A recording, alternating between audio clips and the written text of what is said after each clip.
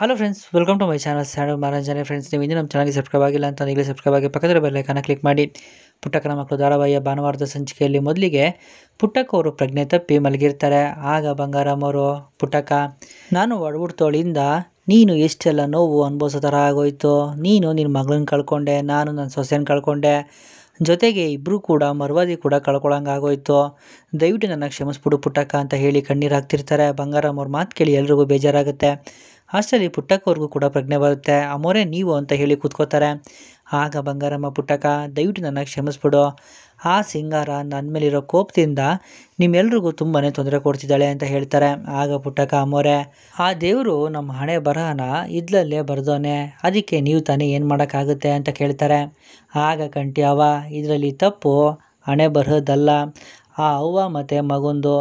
ನಮ್ಮವ್ರನ್ನ ಕೊಂದಿದ್ದು ಸಾಲದು ಅಂತ ಇವಾಗ ಅವ್ರ ಹೆಸರಿಗೆ ಮಸಿ ಬಳಿಯೋ ಕೆಲಸ ಕೂಡ ಮಾಡ್ತಾವ್ರೆ, ನನಗೆ ಬರ್ತಿರೋ ಕೋಪಕ್ಕೆ ಅಂತ ಹೇಳ್ತಾರೆ. ಆಗ ಗೋಪಾಲ್ ಅವರು, ಅಲ್ಲಾಳಿ ಅಂದರೆ ಈ ಅಧಿಕಾರಿಗಳಿಗಾದರೂ ಸ್ವಲ್ಪ ಬುದ್ಧಿ ಬೇಡವಾ? ಯಾರೋ ಏನೋ ಹೇಳ್ತಾರೆ ಅಂತ ಹೇಳಿ ನಮ್ಮ DC ಮೇಡಮ್ನ ದೇಶದ್ರೋಹಿ ಅಂತ ಹೇಳ್ತಿದ್ದಾರಲ್ಲ, ಅವರು ಎಂತೆಂಥ ಒಳ್ಳೆ ಕೆಲಸಗಳು ಮಾಡೋರೆ ಅಂತ ಇವರು ಗೊತ್ತಿಲ್ವಾ ಅಂತ ಕೇಳ್ತಾರೆ. ಆಗ ಸಹನಾ, ಅಪ್ಪಯ್ಯ, ಇದೆಲ್ಲ ಆ ಸಿಂಗಾರ ಮುಂದೆ ಸಂಚು ಅಂತ ಹೇಳ್ತಾರೆ. ಆಗ ಬಂಗಾರಮ್ಮ, ಆ ಸಿಂಗಾರ ನಮ್ಮನ್ನು ಇನ್ನೂ ಎಷ್ಟು ತುಳಿಯೋಕ್ಕೆ ಪ್ರಯತ್ನ ಪಡ್ತಾಳೆ. ಮೊದಲು ನನ್ನ ಮೇಲೆ ಕತ್ತಿ ಮಸದ್ಲು, ನನ್ನನ್ನು ಎತ್ತಾಕೊಂಡೋಗಿ ಒಂದು ಕಡೆ ಕೂಡಾಕಿ ಚಿತ್ರಹಿಂಸೆ ಕೊಟ್ಟಳು. ಅದಾದಮೇಲೆ ನನ್ನನ್ನು ಕಾಪಾಡೋಕ್ಕೆ ಅಂತ ಬಂದಿರೋ ನನ್ನ ಸೊಸೆಗೆ ಅಪಘಾತ ಮಾಡಿಸಿ ಅವಳನ್ನು ಕೊಂದೇ ಬಿಟ್ಲು. ಇಷ್ಟಕ್ಕೆ ಅವಳ ದಾಹ ನಿಲ್ಲುತ್ತೆ ಅಂತ ಅಂದ್ಕೊಂಡೆ, ಆದರೆ ಅದು ನಿಲ್ತಾನೆ ಇಲ್ವಲ್ಲ ಅಂತ ಬೇಜಾರಿಂದ ಹೇಳ್ತಾರೆ. ಆಗ ಸ್ನೇಹ, ಅಮ್ಮೋರೆ, ಕೆಟ್ಟು ಮನಸ್ಸಿರೋ ಜನರೇ ಅಷ್ಟು ಯಾವಾಗಲೂ ಕೆಟ್ಟದ್ರ ಬಗ್ಗೆನೇ ಯೋಚನೆ ಮಾಡ್ತಿರ್ತಾರೆ ಅಂತ ಹೇಳ್ತಾರೆ. ಆಗ ಸುಮಾ, ನಮ್ಮ ಅಕ್ಕ ಸತ್ರು ಕೂಡ ಅವಳನ್ನು ನೆಮ್ಮದಿಯಾಗಿರೋಕ್ಕೆ ಬಿಡ್ತಿಲ್ವಲ್ಲ, ಅದೇ ಬೇಜಾರು ಅಂತ ಹೇಳ್ತಾರೆ. ಆಗ ಬಂಗಾರಮ್ಮ, ಇಷ್ಟು ದಿನ ನಾನು ಸುಮ್ಮನೆ ಇದ್ದಿದ್ದು ನನ್ನ ಕೈಲಿ ಆಗಲ್ಲ ಅಂತ ಅಲ್ಲ, ಸುಮ್ಮನೆ ಕೈ ಮಾಡೋದು ಬೇಡ ಅಂತ ಅಷ್ಟೇ. ನಮ್ಮ ಹಣೆ ಬರೋಕ್ಕೆ ಹೊಣೆ ಯಾರು ಅಂತ ಸುಮ್ಕಿದ್ರೆ ಇಲ್ಲಿ ಆಗೋಕ್ಕಿಲ್ಲ. ಇಷ್ಟು ದಿನ ನಾನು ತಪ್ಪು ಮಾಡಿದೆ, ಅದು ಇಲ್ಲಿಗೆ ಸಾಕು ಅಂತ ಹೇಳ್ತಾರೆ. ಬಂಗಾರಮ್ಮವ್ರ ಮಾತು ಕೇಳಿ ಎಲ್ರಿಗೂ ಆಶ್ಚರ್ಯ ಆಗುತ್ತೆ. ಆಗ ಪುಟ್ಟಕ್ಕ, ಅಮ್ಮೋರೇ, ಇದೇನು ಹೇಳ್ತಿದ್ದೀರಾ, ನೀವೇನು ತಪ್ಪು ಮಾಡಿದ್ದೀರಾ ಅಂತ ಕೇಳ್ತಾರೆ. ಆಗ ಬಂಗಾರಮ್ಮವರು ಕಂಟಿ ಹತ್ರ ಹೋಗಿ ನಿಂತ್ಕೊತಾರೆ. ಇಲ್ಲಿ ನಿಂತವನೇ ನೋಡಿ ಸುಮ್ಕೆ ಕೈ ಕಟ್ಕೊಂಡು ತಲೆ ಬಗ್ಗಿಸ್ಕೊಂಡು, ಇವನು ಕೈ ಕಟ್ಟೋಕ್ಕೆ ನಾನು ಇಷ್ಟು ದಿನ ತಪ್ಪು ಮಾಡಿದ್ದು ಅಂತ ಹೇಳಿ ಇದಕ್ಕೂ ಮುಂಚೆ ಕಂಟಿಯವ್ರ ಹತ್ರ ತಗೊಂಡಿರೋ ಭಾಷೆ ಬಗ್ಗೆ ಮನೆಯವ್ರ ಮುಂದೆ ಹೇಳ್ತಾರೆ. ಅದನ್ನು ಕೇಳಿ ಎಲ್ರಿಗೂ ಕೂಡ ತುಂಬಾ ಬೇಜಾರಾಗುತ್ತೆ. ಆಗ ಬಂಗಾರಮ್ಮ, ವಯಸ್ಸಲ್ಲಿ ಚಿಕ್ಕವನಾದರೂ ಕೂಡ ಇವನು ತಗೊಂಡಿದ್ದ ನಿರ್ಧಾರ ಚೆಂದಾಗೇ ಇತ್ತು, ಆದರೆ ನಾನೇ ನ್ಯಾಯ ನೀತಿ ಧರ್ಮ ಅಂತ ಹೇಳಿ ತುಂಬಾ ಒಳ್ಳೆಯೊಳಾಗೋಕ್ಕೆ ಹೋಗಿದ್ದೆ ಅಂತ ಹೇಳ್ತಾರೆ. ಆಗ ಪುಟ್ಟಕ್ಕ, ಅದು ಹಂಗಲ್ಲ ಅಮ್ಮೋರೆ, ಒಳ್ಳೆಯದಕ್ಕೆ ಯಾವಾಗಲೂ ಕಾಲ ಇದ್ದೇ ಇರುತ್ತೆ ಅಂತ ಹೇಳ್ತಾರೆ. ಆಗ ಬಂಗಾರಮ್ಮ, ಸುಮ್ಕಿರು ಪುಟ್ಟಕ್ಕ, ಅದೆಲ್ಲ ನಮ್ಮ ಭ್ರಮೆ ಅಷ್ಟೇ. ಈ ಕಲಿಯುಗದಾಗೆ ಮುಳ್ಳನ್ನು ಮುಳ್ಳಿಂದನೇ ತೆಗಿಬೇಕು. ದುಷ್ಟನ ಸಂಹಾರ ಮಾಡೋಕ್ಕೆ ಅಂತ ದೇವರೇ ನರಸಿಂಹನ ರೂಪ ತಾಳದ್ನಂತೆ, ನಾವು ಹಂಗೆ ಇವ್ರಿಗೆಲ್ಲ ಇನ್ನೊಂದು ರೂಪನೇ ತೋರಿಸ್ಬೇಕು ಅಂತ ಹೇಳ್ತಾರೆ. ಆಗ ಪುಟ್ಟಕ್ಕವರು, ಅಲ್ಲ ಅಮ್ಮೋರೆ, ಹತ್ತೂರಿಗೆ ಬುದ್ಧಿ ಹೇಳೋ ನೀವೇ ಹಿಂಗೆ ಮಾತಾಡಿದ್ರೆ ಹೆಂಗೆ ಅಂತ ಕೇಳ್ತಾರೆ. ಆಗ ಬಂಗಾರಮ್ಮ, ಮಾತೆ ಹೋದ್ಮೇಲೆ ಬುದ್ಧಿ ಎಲ್ಲಿಂದ ಹೇಳಲಿ ಪುಟ್ಟಕ್ಕ, ನನ್ನ ಮಾತು ವಾಪಸ್ ಬರಬೇಕು ಅಂತಂದರೆ ಆ ಕಲಿ ಮತ್ತು ಸಿಂಗಾರನ ತಲೆ ಕಡಿಬೇಕು ಅಷ್ಟೇ ಅಂತ ಹೇಳ್ತಾರೆ. ಬಂಗಾರಮ್ಮವ್ರ ಮಾತು ಕೇಳಿ ಎಲ್ರಿಗೂ ಗಾಬರಿ ಆಗುತ್ತೆ. ಮತ್ತು ಇಲ್ಲಿ ರಾಧಾ, ಇವಾಗ ಆಗ್ತಿರೋ ಬೆಳವಣಿಗೆನ ನೋಡ್ತಿದ್ರೆ ತುಂಬಾ ಖುಷಿ ಆಗ್ತಿದೆ, ನನಗೆ ಬೇಕಾಗಿರೋದು ಆದಷ್ಟು ಬೇಗ ನನ್ನ ಕೈ ಸೇರುತ್ತೆ ಅನ್ನೋ ನಂಬಿಕೆ ಕೂಡ ಬರ್ತಿದೆ ಅಂತ ಹೇಳ್ತಾರೆ. ಆಗ ರಾಜಿ, ಅದೇನೋ ನಿಜ, ಇಷ್ಟಕ್ಕೆಲ್ಲ ಕಾರಣ ಆಗಿರೋ ಆ ಸಿಂಗಾರಮ್ಮಂಗೆ ನಾವು ಮೊದಲು ಥ್ಯಾಂಕ್ಸ್ ಹೇಳಬೇಕು ಅಂತ ಹೇಳ್ತಾರೆ. ಆಗ ನಂಜಮ್ಮ, ಹೌದೌದು, ನೋಡೋಕ್ಕೆ ತೇಟ್ ಬಂಗಾರಮ್ಮನ ಥರ ಇದ್ದರೂ ಕೂಡ ಮಾಡೋದೆಲ್ಲ ಬರೀ ಬಾಯಿ ಬಡ್ಕೊಳ್ಳೋ ಅಂಥ ಕೆಲಸನೇ ಅಲ್ಲ. ಸಿಂಗಾರ ಇಷ್ಟು ದೊಡ್ಡ ಪ್ಲ್ಯಾನ್ ಮಾಡಿ ಎಲ್ಲರೂ ಕೂಡ ಒಂದೇ ಸರಿ ನೆಲ ಕಚ್ಚಂಗೆ ಮಾಡಿಬಿಟ್ಲಲ್ಲ ಅಂತ ಹೇಳ್ತಾರೆ. ಆಗ ರಾಜಿ, ಹೌದೌದು, ಸದ್ಯಕ್ಕೆ ಆಗಿರೋ ಅವಾಂತರನೇ ಆ ಪುಟ್ಟಕ್ಕ ಮತ್ತು ಬಂಗಾರಮ್ಮನ ಕೈಲಿ ತಡ್ಕೊಳ್ಳೋಕ್ಕೆ ಆಗ್ತಿಲ್ಲ, ಅಂಥದ್ರಲ್ಲಿ ಈ ಸಿಂಗಾರಮ್ಮ ಮಾಡಿರೋ ಮುಂದಿನ ಪ್ಲ್ಯಾನಿಂದ ಆಗೋ ಅವಾಂತರನ ಅವರು ತಡ್ಕೊತಾರ ಅಂತ ಕೇಳ್ತಾರೆ. ಆಗ ರಾಧಾ, ತಡ್ಕೊಳಕ್ಕಾಗಿಲ್ಲ ಅಂತಂದರೆ ಸಾಯಲಿ ಬಿಡಿ, ನಮಗೇನಾಗಬೇಕು, ಒಟ್ಟಿನಲ್ಲಿ ನಮಗೆ ಬೇಕಾಗಿರೋದು ನಮಗೆ ಸಿಗುತ್ತಲ್ವಾ, ಅಷ್ಟೇ ಸಾಕು ಅಂತ ಹೇಳ್ತಾರೆ. ಆಗ ರಾಜಿ, ನಂಜಮ್ಮ, ಏನೇ ಹೇಳು, ನಾನಾಗಿದ್ದು ನಾನೇ ಹೋಗಿ ಪುಟ್ಟಕ್ಕಂತವು ಅವಳ ಮನೆ ಮತ್ತು ಮೆಸ್ಸು ಎರಡನ್ನೂ ಕಿತ್ಕೊಂಡಿದ್ರು ಕೂಡ ಇಷ್ಟೊಂದು ಮಜಾ ಬರ್ತಿರಲಿಲ್ಲ ಅಂತ ಹೇಳ್ತಾರೆ. ಆಗ ರಾಧಾ, ಇಷ್ಟೆಲ್ಲ ಆದಮೇಲೆ ಪುಟ್ಟಕ್ಕವರು ಇದೇ ಊರಲ್ಲೇ ಇರ್ತಾರಾ? ಖಂಡಿತ ಇಲ್ಲ ಅಂತ ಹೇಳ್ತಾರೆ. ಆಗ ರಾಜಿ, ಹೌದೌದು, ಊರಲ್ಲೆಲ್ಲ ಉಪದೇಶ ಹೇಳ್ಕೊಂಡು ಓಡಾಡ್ಕೊಂಡಿದ್ಲು, ಈಗ ಇಷ್ಟೆಲ್ಲ ಆದಮೇಲೆ ಅವಳ ಮೆಸ್ಗೋಗಿ ಯಾರು ತಾನೇ ಉಪ್ಪು ತಿಂತಾರೆ ಅಂತ ಹೇಳ್ತಾರೆ. ಆಗ ನಂಜಮ್ಮ, ಏನೇ ಹೇಳು ರಾಜಿ, ಇಷ್ಟು ದಿನ ಆದಮೇಲೆ ನಿನಗೆ ಒಂದೊಳ್ಳೆ ಲಾಟ್ರಿ ಹೊಡಿತು ಬಿಡು ಅಂತ ಹೇಳ್ತಾರೆ. ಆಗ ರಾಜಿ ಒಟ್ನಾಗೆ ಅವಳು ಊರು ಬಿಟ್ಟು ಹೋದರೆ ಸಾಕು, ಆ ಮನೆ ಮೆಸ್ಸು ಎಲ್ಲ ನಂದಾಗುತ್ತೆ ಅಂತ ಹೇಳ್ತಾರೆ. ಆಗ ನಂಜಮ್ಮ ನಂಗೂ ಅಷ್ಟೇ ರಾಜಿ, ಇಷ್ಟು ದಿನ ಕೊಸ್ರಾಡಿದ್ದಕ್ಕೂ ಕುರ್ಚಿ ಮೇಲೆ ಕೂತ್ಕೊಳ್ಳೋ ಯೋಗ ಬಂತು ಅಂತ ಅನ್ನಿಸ್ತೈತೆ.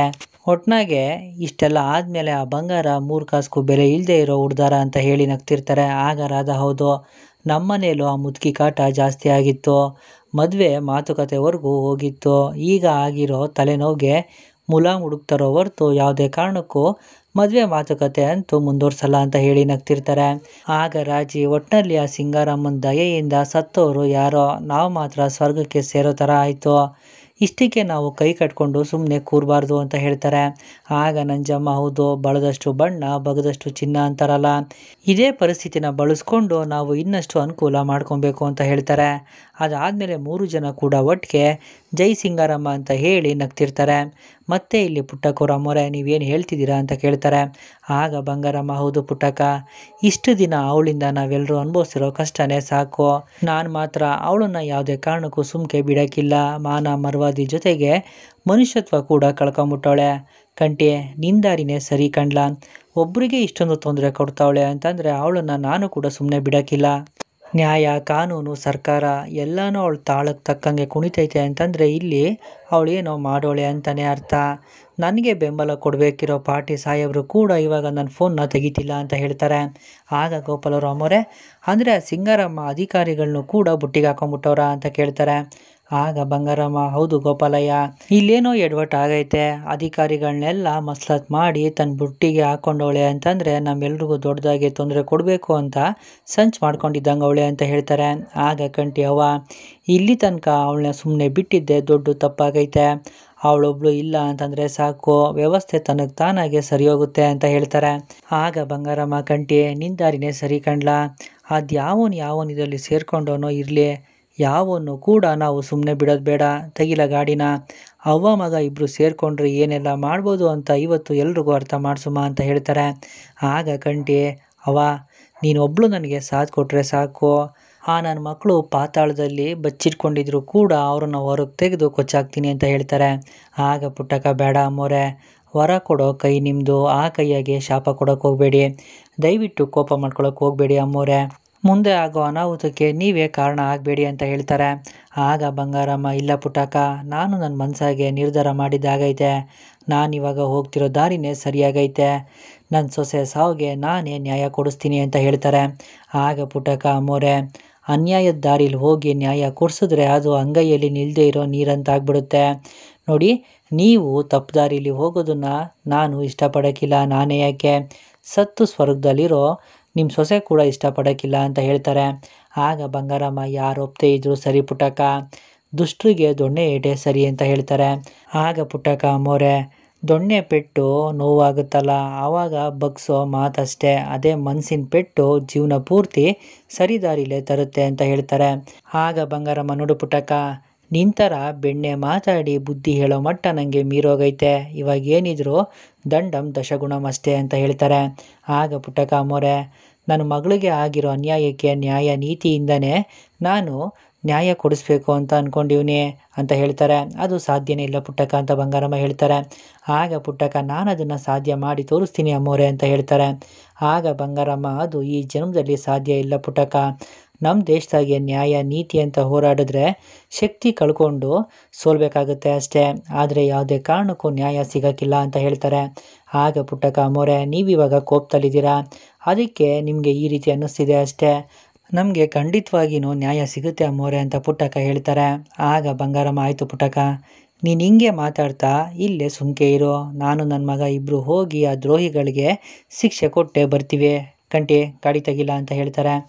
ಆಗ ಕಂಟಿ ಪುಟ್ಟಕ್ಕವ್ರ ಮುಂದೆ ನಿಂತ್ಕೊಂಡು, ಅವ್ವ, ಆರೋಗ್ಯ ಜೋಪಾನ, ನಾನು ಬಲಿ ಪಡೆದ ಮೇಲೇ ಈ ಮುಖನ ನಿಮಗೆ ತೋರಿಸೋದು, ನಮ್ಮವ್ರ ಹೆಸರು ಹಾಳು ಮಾಡೋಕ್ಕೆ ಪ್ರಯತ್ನ ಪಟ್ಟ ಯಾವ ನನ್ನ ಮಗನೂ ಕೂಡ ನಾನು ಉಳ್ಸೋಕ್ಕಿಲ್ಲ, ಆಶೀರ್ವಾದ ಮಾಡಿ ಅಂತ ಹೇಳಿ ಬಂಗಾರಮ್ಮವ್ರನ್ನ ಕರ್ಕೊಂಡು ಅಲ್ಲಿಂದ ಹೋಗ್ತಾರೆ. ಆಗ ಪುಟ್ಟಕ್ಕ, ಅಯ್ಯೋ ಶಿವನೇ, ಸಮಯ ಸಾಧುಗಳನ್ನೂ ಕೂಡ ಸಾಲಗಾರನನ್ನಾಗಿ ಮಾಡುತ್ತೆ ಅಂತ ಹೇಳ್ತಾರೆ, ಈಗ ಅದೇ ಥರ ಆಗ್ತಿದೆಯಲ್ಲ, ಬುದ್ಧಿ ಹೇಳ್ಬೇಕಾಗಿರೋ ಅಮ್ಮೋರೆ ಮಗನ್ನ ಕರ್ಕೊಂಡು ಬಲಿ ಪಡೆಯೋಕ್ಕೆ ಅಂತ ಹೋಗ್ತಾ ಇದ್ದಾರೆ, ಈಗ ಏನು ಮಾಡೋದು, ನಾನು ಮಾತ್ರ ಹಾಗೆ ಮಾಡಲ್ಲ, ನಾವು ನ್ಯಾಯ ನೀತಿ ಅಂತ ಬದುಕ್ತವ್ರು, ನನ್ನ ಮಗಳಿಗೆ ಕಾನೂನಿನ ಪ್ರಕಾರನೇ ನ್ಯಾಯ ಸಿಗಬೇಕು, ಸತ್ಯ ದಾರಿಲೇ ನ್ಯಾಯ ಸಿಗಬೇಕು, ಕಾನೂನಿನ ಪ್ರಕಾರ ಹೋರಾಟ ಮಾಡಿ ನಾನು ನನ್ನ ಮಗಳಿಗೆ ನ್ಯಾಯ ಕೊಡಿಸ್ತೀನಿ ಅಂತ ಹೇಳ್ತಾರೆ. ಪುಟ್ಟಕ್ಕ ಅವ್ರ ಮಾತು ಕೇಳಿ ಮನೆಯವ್ರಿಗೆಲ್ಲ ಆಶ್ಚರ್ಯ ಆಗುತ್ತೆ. ಮತ್ತು ಬಂಗಾರಮ್ಮ ಒಂದು ಗೋಡನಲ್ಲಿ ಕೂತ್ಕೊಂಡಿರ್ತಾರೆ. ಕಂಟಿ ಕಡೆ ಹುಡುಗರು ಸಿಂಗಾರಮ್ಮನ ಕಡೆ ಹುಡುಗರಿಗೆ ಹೊಡಿತಾ ಇರ್ತಾರೆ. ಬಾಯ್ ಬಿಡ್ರೋ, ಸಿಂಗಾರಮ್ಮನ ಹಿಂದೆ ಯಾರಿದ್ದಾರೆ, ಅವ್ರಿಗೆ ಕುಮ್ಮ ಕೊಡ್ತಾ ಇರೋದು ಯಾರು ಅಂತ ಕೇಳ್ತಾರೆ.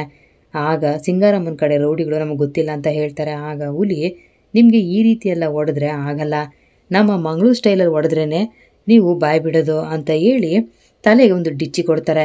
ಆಗ ವ್ಯಕ್ತಿ ತಲೆ ಸುತ್ತಿ ಬಿದ್ದೋಗ್ತಾರೆ. ಆಗ ಗೂಳಿ, ಏನೋ ನೀನು ಬಾಯ್ ಬಿಡಿಸ್ತೀನಿ ಅಂತ ಹೇಳಿ ಪ್ರಜ್ಞೆ ತಪ್ಪ ಹಾಗೆ ಮಾಡಿಬಿಟ್ಟಲ್ಲ ಅಂತ ಹೇಳ್ತಾರೆ. ಆಗ ಹುಲಿ ಎದ್ದೇಳೋ ಅಂತ ಎದ್ದೇಳಿಸ್ತಾ ಇರ್ತಾರೆ. ಆಗ ಬಂಗಾರಮ್ಮ, ನೀರು ತಂದು ಮುಖಕ್ಕೆ ಸುರಿ, ಆಗ ಅವನೇ ಎದ್ದೇಳ್ತಾನೆ, ಎಲ್ಲ ಸತ್ಯನೂ ಬಾಯ್ ಬಿಡ್ತಾನೆ ಅಂತ ಹೇಳ್ತಾರೆ. ಅದೇ ಸಮಯಕ್ಕೆ ಕಂಟಿ ತಾಂಡವ್ ಮತ್ತು ವೀರಭದ್ರವ್ರನ್ನ ಹೇಳ್ಕೊಂಡು ಬಂದು ಬಂಗಾರಮ್ಮ ಅವ್ರ ಕಾಲ ಹತ್ರ ತಳ್ತಾರೆ. ಆಗ ಬಂಗಾರಮ್ಮ ಅವರಿಬ್ಬರು ಕಾಲರ್ನ ಹಿಡಿದು ಎತ್ತುತ್ತಾರೆ. ಇವ್ರ ಕುಮ್ಮಕ್ಕೂ ಇದೆ, ಇದರಲ್ಲಿ ಇವರು ಕೂಡ ಶಾಮೀಲಾಗಿದ್ದಾರೆ, ಇವ್ರಿಗೆ 4 ತದ್ಕಿದ್ರೆ ಸತ್ಯ ಬಾಯ್ ಬಿಡ್ತಾರವ ಅಂತ ಹೇಳ್ತಾರೆ. ಆಗ ಬಂಗಾರಮ್ಮ ಅವ್ರ ಮುಖಕ್ಕೆ ಕ್ಯಾಕರಿಸಿ ಉಗಿತಾರೆ ಕಂಟಿ, ಇವರಿಬ್ಬರನ್ನ ಕಟ್ಟಾಕು ಅಂತ ಹೇಳ್ತಾರೆ. ಕಂಟಿ ತಾಂಡವ್ ಮತ್ತು ವೀರಭದ್ರನ ಕಟ್ಟಾಕ್ತಾರೆ. ಆಗ ಬಂಗಾರಮ್ಮ ದೊಣ್ಣೆ ತಗೊಂಡು ತಾಂಡವ್ ಮತ್ತು ವೀರಭದ್ರಂಗೆ ಚೆನ್ನಾಗಿ ಹೊಡಿತಾರೆ. ಬಾಯ್ ಬಿಡ್ರೋ, ನನ್ನ ಸೊಸೆ ಹೆಸರಿಗೆ ಮಸಿ ಬೆಳಿಬೇಕು ಅಂತ ನೀವೆಲ್ಲ ಸೇರಿಕೊಂಡು ನಾಟಕ ಮಾಡ್ತಾ ಇದ್ದೀರ ತಾನೆ, ಇದೆಲ್ಲ ಸಿಂಗಾರಂದೆ ಕೈವಾಡ ತಾನೆ, ಬಾಯ್ ಬಿಡ್ರೋ ಅಂತ ಹೊಡಿತಾ ಇರ್ತಾರೆ. ಬಂಗಾರಮ್ಮ, ನೀನು ಸೊಸೆ ಸೇರಿಕೊಂಡು ದುಡ್ಡು ಹೊಡೆದಿರೋ ವಿಷಯ ಆಚೆ ಬಂದಿದೆ ಅಂತ ಹೇಳಿ ಈಗ ಅದನ್ನೆಲ್ಲ ನಮ್ಮ ತಲೆ ಕಟ್ಟಕ್ಕೆ ನೋಡ್ತಿದ್ಯಾ ನೀನು ಅಂತ ತಾಂಡವ್ ಹೇಳ್ತಾರೆ. ಆಗ ವೀರಭದ್ರ, ನೀನು ಹೀಗೆ ನಮಗೆ ಚಿತ್ರಹಿಂಸೆ ಕೊಡ್ತಾ ಇದ್ರೆ ಅದು ಪರಿಣಾಮ ಏನಾಗುತ್ತೆ ಗೊತ್ತಾ, ನೀನು ಮಣ್ಣು ಸೇರ್ತೀಯ ಅಷ್ಟೇ ಅಂತ ಹೇಳ್ತಾರೆ. ಆಗ ಕಂಟಿಗೆ ಕೋಪ ಬರುತ್ತೆ, ಏನೋ ಒಂದೇ ನೀನು ಅಂತ ಜಾರಿಸಿ ಹೊಡಿತಾರೆ. ಮತ್ತು ದೊಣ್ಣೆ ತಗೊಂಡು ತಾಂಡವ್ ಮತ್ತು ವೀರಭದ್ರಂಗೆ ಚೆನ್ನಾಗಿ ಹೊಡಿತಾ ಇರ್ತಾರೆ. ದೇವತೆ ಅಂತ ನಾನು ಹೆಂಡತಿ ಮೇಲೆ ಅಪವಾದ ಹೊರಿಸ್ತೀರ ನೀವು, ನಿಮ್ಮನ್ನು ಮಾತ್ರ ಸುಮ್ಮನೆ ಬಿಡೋದಿಲ್ಲ ಅಂತೇಳಿ ಚೆನ್ನಾಗಿ ಹೊಡಿತಾ ಇರ್ತಾರೆ. ಆಗ ಬಂಗಾರಮ್ಮ, ಬಾಯ್ ಬಿಡ್ರೋ, ಇದೆಲ್ಲ ಸಿಂಗಾರನ್ ಕುಮ್ಮಕ್ಕು ತಾನೆ, ಇದರಲ್ಲಿ ನೀವು ಕೂಡ ಶಾಮೀಲಾಗಿದ್ರೆ ತಾನೆ, ಬಾಯ್ ಬಿಡಿ ಅಂತ ಹೇಳ್ತಾರೆ. ಅವರಿಬ್ಬರು ಸುಮ್ಮನೆ ಇರೋದು ನೋಡಿ ಕಂಟಿಗೆ ಕೋಪ ಬರುತ್ತೆ. ಇವ್ರಿಗೆ ಹೀಗೆ ಹೇಳಿದ್ರೆ ಅರ್ಥ ಆಗಲ್ಲ, ಬುಡಕ್ಕೆ ಮೆಣಸಿನ್ಕಾಯಿ ಇಟ್ರೇನೆ ಬಾಯ್ ಬಿಡೋದು ಅಂತ ಹೇಳ್ತಾರೆ. ಆಗ ಗೂಳಿ, ಅಣ್ಣ ನಾನು ಈಗಾಗಲೇ ಮಾರ್ಕೆಟಿಂದ ಮೆಣಸಿನ್ಕಾಯಿ ತಂದಿಟ್ಟಿದ್ದೀನಿ ಅಂತ ಹೇಳ್ತಾರೆ. ಆಗ ಹುಲಿ, ಮರ್ಯಾದೆಯಿಂದ ಬಾಯ್ ಬಿಡಿ, ಇಲ್ಲ ಅಂದರೆ ನಿಮ್ಮ ಬುಡಕ್ಕೆ ಮೆಣಸಿನ ಖಾರ ಇಡಬೇಕಾಗುತ್ತೆ ಅಂತ ಹೇಳ್ತಾರೆ. ಆಗ ಬಂಗಾರಮ್ಮ, ಕಂಟಿ ಈ ರೀತಿ ಒಬ್ಬೊಬ್ಬರನ್ನೇ ಕರ್ಕೊಂಡು ಬಂದು ವಿಚಾರಿಸಿದ್ರೆ ಇವರು ಬಾಯ್ ಬಿಡಲ್ಲ, ನೀನೊಂದು ಕೆಲಸ ಮಾಡು, ಎಲ್ರನ್ನೂ ಕರ್ಕೊಂಡು ಬಾ, ಒಟ್ಟಿಗೆ ಗುಡ್ಡೆ ಹಾಕಿ ಚರ್ಮ ಸುಳಿಯೋಣ, ನಾವು ಇವ್ರಿಗೆ ಕೊಡೋ ಶಿಕ್ಷೆನ ನೋಡಿ ಆ ಸಿಂಗಾರಮ್ಮ ಪತ್ರಗುಟ್ಟೋಗ್ಬೇಕು ಅಂತ ಹೇಳ್ತಾರೆ. ಆಗ ಕಂಟಿ, ಹಾಗಾದರೆ ಮೊದಲು ದಾಸಪ್ಪನ ಎಳ್ಕೊಂಡು ಬರಬೇಕು, ಅವನು ಆ ಸಿಂಗಾರಮ್ಮನ ಜೊತೆ ಸೇರ್ಕೊಂಡಿದ್ದಾನವ ಅಂತ ಹೇಳ್ತಾರೆ. ನೀನೋಗಿ ಅವನನ್ನು ಎಳ್ಕೊಂಡು ಬಾ, ಒಟ್ಟಿಗೆ ಎಲ್ರಿಗೂ ಸೇರಿ ಖಾರ ಹರಿಯೋಣ ಅಂತ ಹೇಳ್ತಾರೆ. ಸರಿಯವ ಅಂತೇಳಿ ಕಂಟಿ ಅಲ್ಲಿಂದ ಹೋಗ್ತಾರೆ. ಬಂಗಾರಮ್ಮ ವೀರಭದ್ರ ಮತ್ತು ತಾಂಡವ್ ಮುಂದೆ ಕುತ್ಕೊಂಡು ಅವ್ರನ್ನೇ ನೋಡ್ತಾ ಇರ್ತಾರೆ. ಕಂಟಿ ಕಡೆ ಹುಡುಗರು ಅವರಿಬ್ಬರಿಗೂ ಚೆನ್ನಾಗಿ ಹೊಡಿತಾ ಇರ್ತಾರೆ. ಇಲ್ಲಿಗೆ ಪುಟ್ಟಕ್ಕನ ಮಕ್ಕಳು ಧಾರಾವಾಹಿ ಭಾನುವಾರ ಸಂಚಿಕೆ ಮುಕ್ತಾಯ ಆಗುತ್ತೆ. ಮುಂದಿನ ವಿಡಿಯೋ ದಯವಿಟ್ಟು ಚಾನಲ್ ಸಬ್ಸ್ಕ್ರೈಬ್ ಮಾಡಿ, ವಿಡಿಯೋ ಲೈಕ್ ಮಾಡಿ, ಶೇರ್ ಮಾಡಿ. Thank you.